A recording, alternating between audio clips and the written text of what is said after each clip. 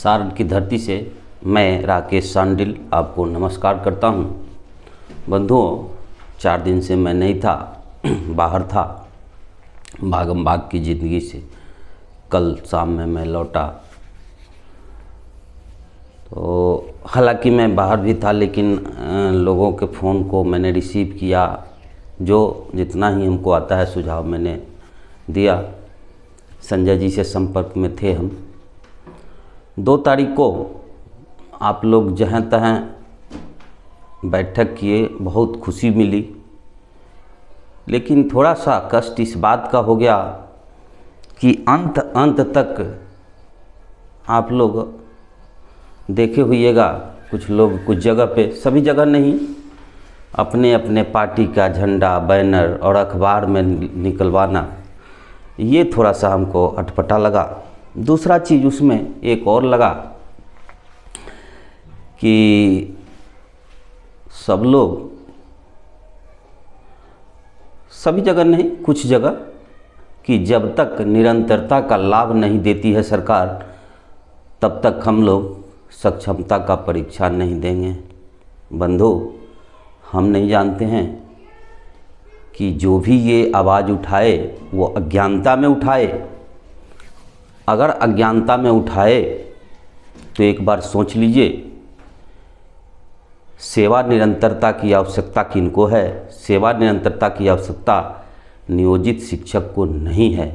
वे पहले से ही निरंतर हैं। तो हमको ये लगा, पहला पॉइंट तो ये लगा कि कहीं ऐसा तो नहीं कि आपके मुहिम को, आपके दिशा को दूसरे दिशा में मोड़ने की अज्ञानतावश, या ये चीज़ तो हम नहीं कहेंगे क्योंकि हम नहीं जानते हैं, हम तो किसी को पहचानते नहीं हैं, न किसी पार्टी का नाम जानते हैं। अगर ये साजिश होगी, अगर ये उद्देश्य होगा, तो आप खुद समझिएगा, हम किसी पर छीटाकशी नहीं करते हैं, लेकिन रास्ते को डेविएट करने की उस दिन कोशिश की गई है। ऐसा नहीं होना चाहिए। यही कारण है कि आप लोग 4 जगह 5 जगह छिटा गए। अभी भी ये होगा तो कैसे होगा?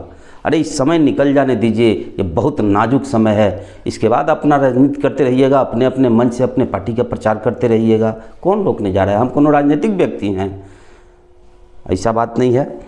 दूसरा चीज़, आज बिल्कुल जितने भी फ़ोन कॉल्स आए, उसमें से कुछ महत्वपूर्ण कॉल पर मैं चर्चा करूंगा। क्या क्या स्थिति बन रही है वर्तमान में।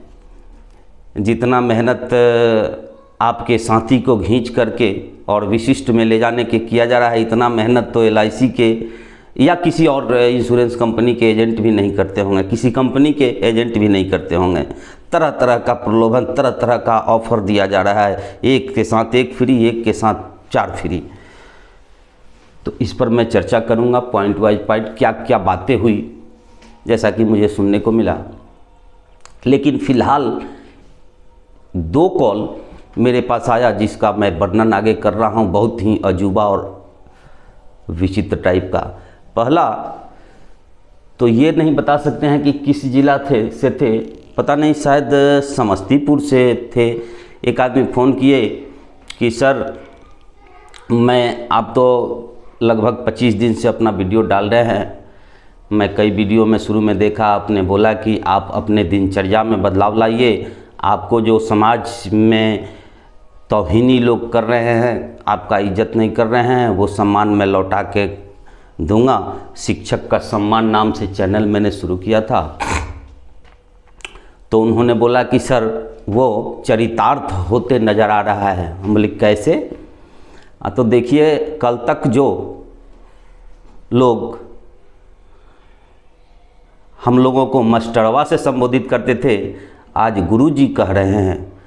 हम बोले कि कौन बोल रहा है? तो बोले कि है कोई हमारे बगल के ही। हमको लगा कि हो सकता है कि उनके देहात परिवार में कोई होंगे, मजाक उड़ाते होंगे, होता है, बहुत ऐसा होता है। तब तक किसी और ने फ़ोन किया, ऐसा करके 3-4 कॉल आए। मैंने उनको समझाया कि देखिए, हो सकता है कि एक शब्द का अर्थ एक जगह दूसरा है, दूसरे का दूसरा है। हो सकता है कि उनके बोलचाल की भाषा में हो जैसे कि सुनते आते हैं, लोग कहते हैं कि 2 कोस पे पानी और 4 कोस पे बानी बदल जाता है, तो इसको गलत सेंस से नहीं लीजिएगा। ऐसा नहीं है कि वो किसी आपका मजाक उड़ाने के लिए या गलत बात से, हम नहीं समझ पाए मैटर को। तो वो बोले, हम बोले कि आखिर बोला कौन है? तो बोले कोई बोला कि वीडियो भेजें क्या आपके पास? हम बोले कि देखिए इस टाइप का वीडियो हम देखना पसंद नहीं करेंगे। बात जो है सो आप एक काम कीजिए, छोड़िए, शिक्षक का ये गुण नहीं है। शिक्षक बहुत ही बर्दाश्त करके चलता है। अगर कोई आपका मजाक उड़ा रहा है तो निश्चित ही आगे चल के आपका सम्मान भी करेगा, जैसे कर रहे हैं। अब ये हम नहीं जानते हैं कि वीडियो था कि क्या था, कि कोई वो अपने पर्सनल अपने मोबाइल से वीडियो बनाए थे, इसके विषय में मैं नहीं जानता हूँ, इसलिए ज़्यादा चर्चा नहीं कर सकता हूँ। लेकिन हमको ये ज़रूर लगा और उनसे चर्चा भी मैंने कर दिया कि हो सकता है वो पढ़े लिखे नहीं हो, समाज उनका वही है हो, उसी समाज से आते हों। तो बोला कि नहीं सर, पढ़े लिखे आदमी थे। हम बोले कि तो फिर नाम तो नाम नहीं बताए, हम सुनना भी पसंद नहीं किए। बोले कि नहीं पढ़े लिखे आदमी हैं। हम बोले कि तो अब पता नहीं ऐसा क्यों कर रहे हैं, चाहे जो भी हो। लेकिन मैं उनसे भी ये कहूँगा कि देखिए शिक्षक पद जो है, इंडिविजुअल कोई हो सकता है कि आपका द्वेष हो किसी से, इसको नकारा नहीं जा सकता है। सभी लोग अच्छे ही नहीं हैं, कुछ लोग अपवाद हर जगह होते हैं। लेकिन पूरे समुदाय शब्द को या क्या कहते हैं समाज में इस चीज़ को गलत प्रस्तुत कीजिएगा तो सोचिए आपके बच्चा पर ये बात घूमते घूमते किसी दूसरे के बच्चा पर आएगा, उस बच्चा से आपके बच्चा पर जब आएगा तो आपका बच्चा क्या सीखेगा?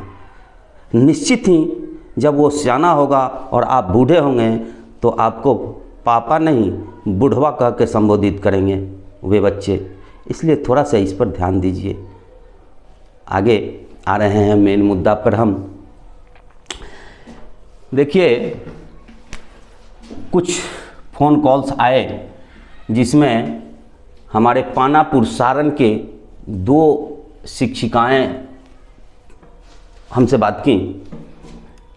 एक विनोद तिवारी जी हैं, वो बात कराए, दोनों ही +2 की शिक्षिका।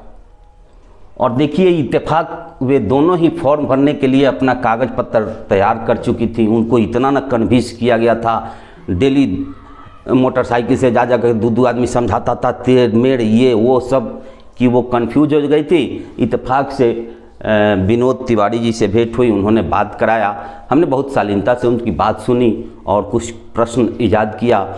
उनको क्या कहते हैं आत्मबल मिला अंदर से, और वे कुछ कागज़ हमसे प्रूफ के लिए बोली तो हमने भेज दिया। इसके बाद अब उनके पास कोई एजेंट या कंपनी के एजेंट नहीं पहुंच रहे हैं। खुशी की बात यह है कि वे समझ गए हैं। देखिए जिसमें से एक का रिटायरमेंट डेट था 30 जून 2030 है, अब वो 30 जून को रिटायर कर जाएंगे, 5 वर्ष मान के चलिए। दूसरी बहन है, उनका 30/3/2028 है, यानी 3 बरस 3.5 बरस उनका सर्विस है। अब देखिए आगे चलिए, पहले मैं पॉइंट बाय पॉइंट सबका डिस्कस कर सकता हूँ, इसके बाद सबका खंडन करूँगा। ये 2 बहनों से बात हुई, इन लोगों का कागज़ तैयार था, वो अपना मूड बदल दी। तीसरा एक जलालपुर की कोई हैं बहन, वो फ़ोन की थी, पता नहीं कैसे नंबर उठा करके, और उनका 7 बरस सर्विस है। देखिए यहाँ 5 बरस होगा, ये 3.5 बरस, इनका 7 बरस। आगे मैं इसका खंडन करूँगा। आगे एक फ़ोन बेगूसराय से था जिसमें वो बोल रहे थे कि BO ऑफिस के जो महानुभाव लोग हैं वो फ़ोन करके बोल रहे हैं कि अगर ज्वाइन नहीं कीजिएगा तो आप लिखित दीजिए। उनका 2 बरस सर्विस रह गया है। अब बताइए, आपको पता होगा नेताजी सुभाष चंद्र बोस जी उस समय IAS का परीक्षा या कौन परीक्षा उस समय बोलता था, हमको अभी याद नहीं है, किए और नौकरी नहीं किए तो उनका फांसी हो गया। ये कौन सा IAS का है परीक्षा कि सक्षमता का परीक्षा नहीं दिए और आप ज्वाइन नहीं कीजिएगा तो आपको कारण बताओ नोटिस जारी करना पड़ेगा। हम तो बोले कि सुनिए ना, ये कहीं का नियम है नहीं है, किसी संविधान में नहीं लिखा गया है कि आप दीजिए।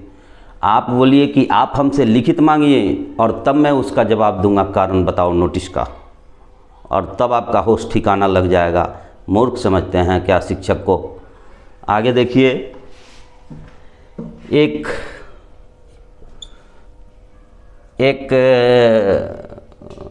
फुलवरिया गोपालगंज की हैं, उनका नाम हमको पता है, परमीला कुमारी उनका नाम है, उस शिक्षिका का जो यूएमएस सवानहित पट्टी फुलवरिया गोपालगंज की हैं।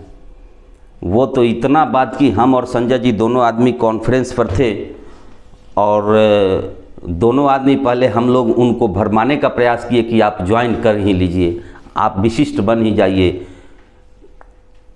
हम लोग जितना सवाल किए, इस सट जवाब हम लोग को दी कि हम लोग हंसने लगे।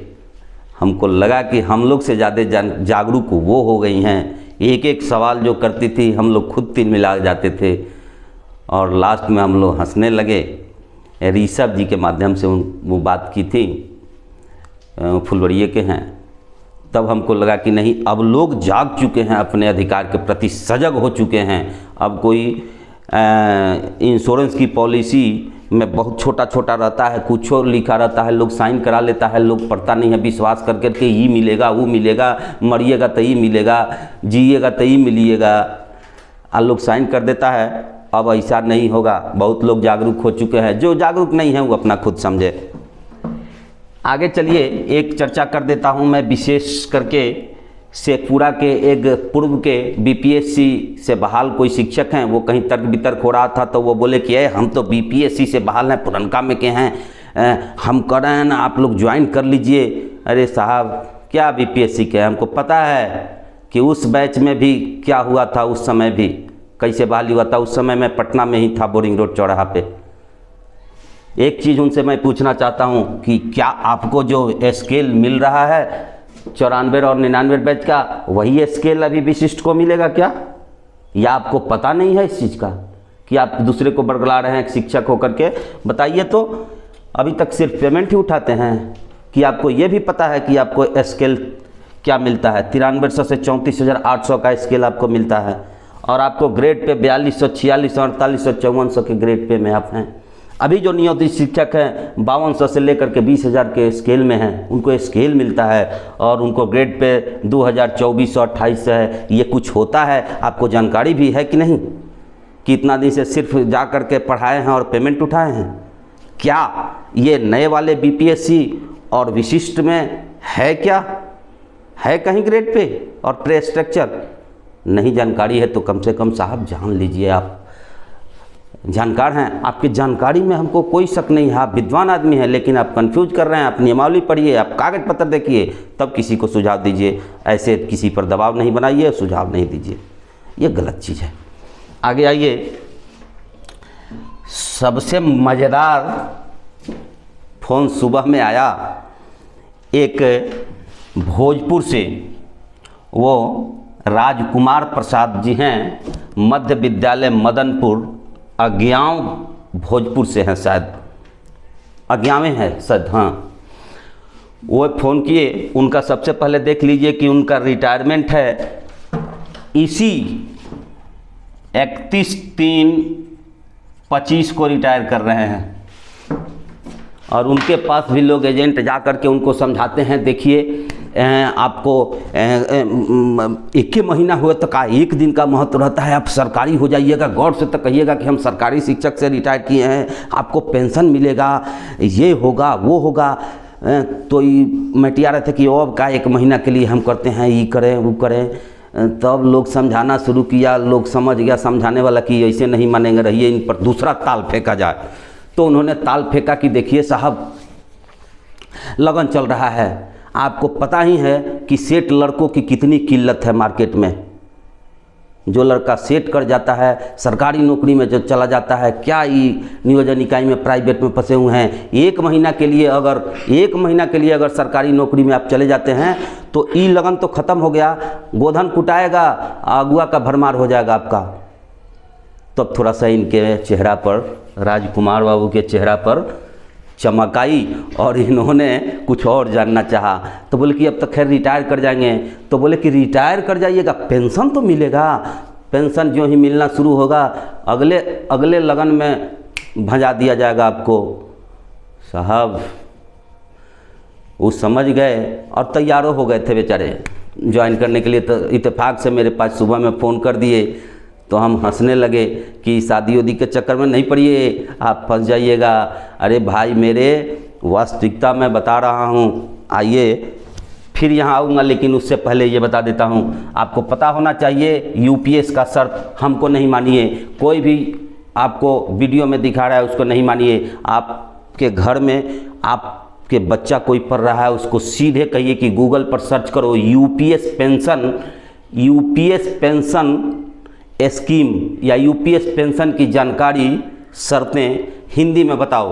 वो सीधे आपको लिख देगा, आप पढ़ लीजिएगा, आपको विश्वास हो जाएगा। नहीं तो किसी कैफ़े से जा कर के 15-20 रुपया में बोलिएगा कि हमको एक कॉपी निकाल दीजिए और शांति से उसके नियम को पढ़ लीजिएगा। आपको बता देता हूँ कि अप टू आज जो आप ज्वाइन कर रहे हैं तो आपका सर्विस कितना दिन है देख लीजिएगा। चूँकि हर हाल में कोई मूर्ख आपको बना रहा है, सर्विस सेवा की निरंतरता आप में नहीं है। और जो चीज़ नहीं है उसके लिए समझा रहे हैं कि ये लड़के हमको ले लेंगे, देवाल से लड़के ले लीजिएगा क्या? जो है उसका तो रक्षा ही नहीं कर रहे हैं और भविष्य में आने वाले के लिए ख्वाब दिखा रहे हैं, निश्चितता से अनिश्चितता की तरफ ढकेल रहे हैं और बोल रहे हैं कि सब चीज़ मिल जाएगा। मौखिक क्या मिल जाएगा? यूपीएस जो पास हुआ है वो भारतीय क्या कहते हैं संसद से पास हुआ है। क्या आप बदल दीजिएगा? यूपीएस का रूल बदल दीजिएगा?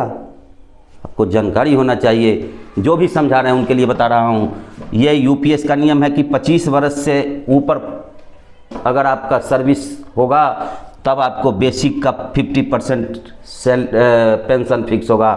अगर 25 से 10 वर्ष के बीच में आप सर्विस करते हैं तो एक मुश्त 10,000 फिक्सेशन आपका होगा। तो 10 वर्ष के बाद उस 10,000 का क्या वैल्यू होगा आप सोच लीजिएगा। अगर आपका सर्विस 10 वर्ष से कम होता है, एक दिन भी कम हो जाएगा तो आपको 0 रुपया मिलेगा, कुछ पेंशन नहीं मिलेगा। इस आशा में नहीं रहिएगा, किसी के भ्रम में नहीं रहिएगा। आप कागज़ निकलवा के देख लीजिए, नेट पर सर्च कर लीजिए। हम झूठ बोल सकते हैं, हमको जानकारी नहीं हो सकता है, आप देख लीजिए, जो 1 अप्रैल से लागू होने वाला है। दूसरा चीज़ आपको एक जानकारी दे दूँ, इस पेंशन के चक्कर में आपका जो कट के जमा होगा वो भी डूब जाएगा। इसका भी देख लीजिएगा शर्त, आपको वो भी हाथ नहीं लगेगा। पेंशन तो अलग चीज़ है। अब आ रहे हैं ये राजकुमार बाबू के पर, तो इनको हम बताए कि आप क्या इस फेरा में पड़े हैं और पेंशन आपको मिलेगा। मान लीजिए कि आप हल्ला कर दीजिएगा, ज्वाइन कर लीजिएगा कि हमको पेंशन मिलेगा, सब परिवार को आपको पता चल जाएगा। हो सकता है कि कोई पार्टी भी मिल जाए, शादी के लिए भी तैयार हो जाए। तो बताइए, और शादी का दिन रखा जाए और शादी के दिन के बाद किसी को पता चल जाए कि इसमें पेंशन नहीं मिलेगा अब आपको, तो बताइए स्टेज पर जयमाल लेके जाइएगा तो धक्का दे के ढकेल देगी कि नहीं? इस भ्रम में नहीं रहिए, कहीं ऐसा न हो कि नया के चक्कर में आगे नहीं कुछ बोलूँगा। बस आज के लिए इतना ही, नमस्कार, फिर कल मिलूँगा।